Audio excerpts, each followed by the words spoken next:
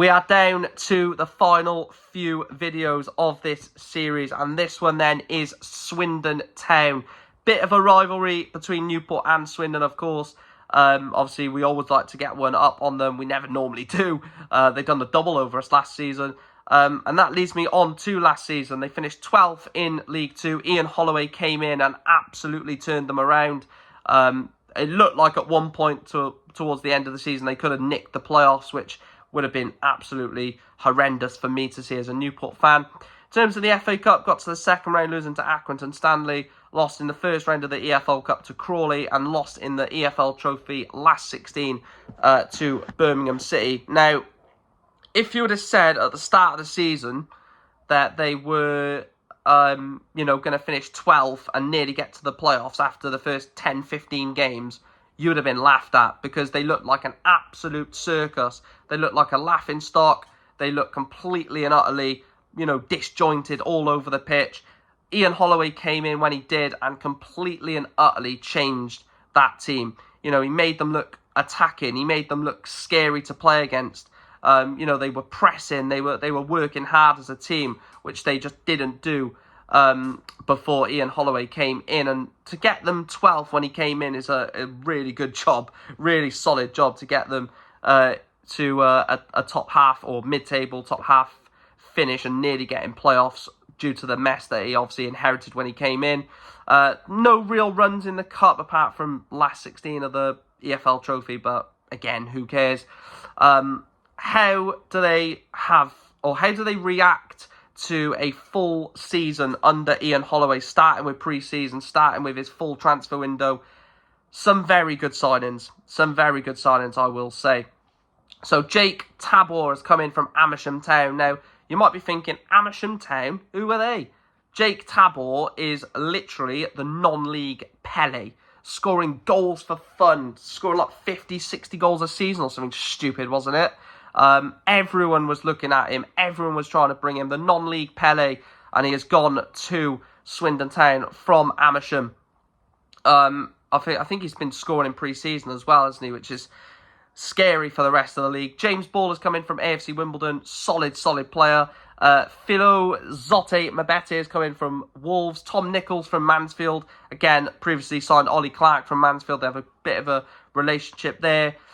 Joe Snowden has come in from Leeds United. Darren Oldacre has come in from Chesterfield. Lewis Ward, in between the sticks, has come in from AFC Wimbledon. Billy Bowden returns to the club after 13 years from Burton Albion. And Finley Munro has joined from Aston Villa on loan.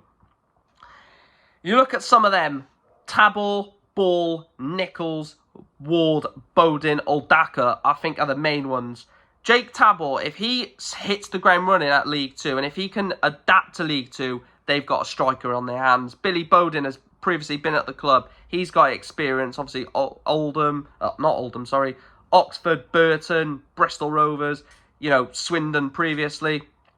And then you look at the ones that may not hit the ground running, but could be absolute killers in Mabete, Snowden, Munro.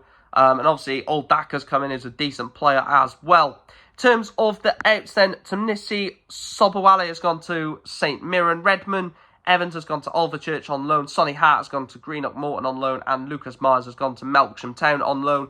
No real love lost there for any of them. Maybe Sobowale, but the three loanees, they're not going to miss at all. So they've not really lost much, but this is where it changes.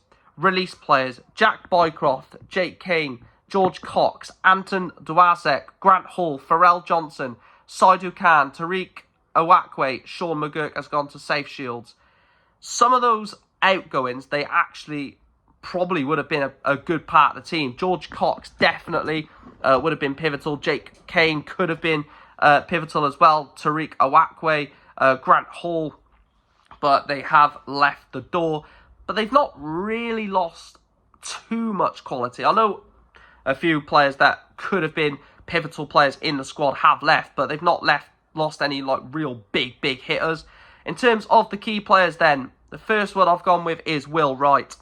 I think 28 years of age, scored a screamer on the opening day against Chesterfield last season, didn't he? An absolute thunderbolt.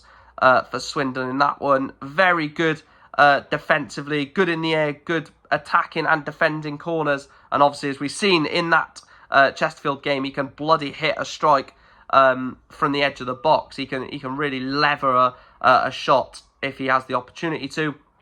In terms of the second one, I've gone with Ollie Clark. I think Ollie Clark is a very, very good player at this level. 33 years of age. There's no sign of it digressing. I think he's still got all the qualities. Again, you don't lose qualities the older you get on. The only thing you do lose is obviously the pace. And if you never really had it anyway, you don't lose it. And then the last one is Jake Tabor. Now, people will be laughing, going, oh, Tabor, 21-year-old non-league striker. But he could really generally, like, smash it. He could generally absolutely smash it. And if he does, he's going to be a deadly player in this division and potentially will be leaving Swindon if they don't get promoted. But yeah, I've gone with him as the final one. I could have gone with someone a bit more well-known, or not well-known, but a bit more reliable. Harry Smith I could have gone with, for example. But I went with Jake Tabor because I think that if he adapts to the level, he's going to kill it. He's going to absolutely kill it. And then rough prediction, I've gone mid-table / playoffs. I think Ian Holloway has got the qualities, has got the tactics, has got the experience to get Swindon Town promoted. But I just look at their track record. They've not really... They've struggled, haven't they, when they've had sort of a bit of pressure on them. I think when they've had a bit of pressure, they've struggled. The season they got to the playoffs, there wasn't really much talk about them getting there. Obviously, they lost to Port Vale over 2 legs, but there wasn't really much talk about them getting in there. But I have gone mid-table / playoffs. Obviously, I know there's quite a lot of Swindon Town fans that watch my channel. Do let me know your thoughts about your season ahead in the comment section, as always. Subscribe and obviously like the video. Tomorrow's video will be Tranmere, then Walsall, and the day after will be the table prediction for 25-26. Make sure to smash a like on the video. Really enjoyed this series, and to say that we've got 2 more episodes after this is a bit upsetting, but it doesn't matter. It is what it is. Thank you guys for watching, and I'll speak to you tomorrow. Thanks for watching.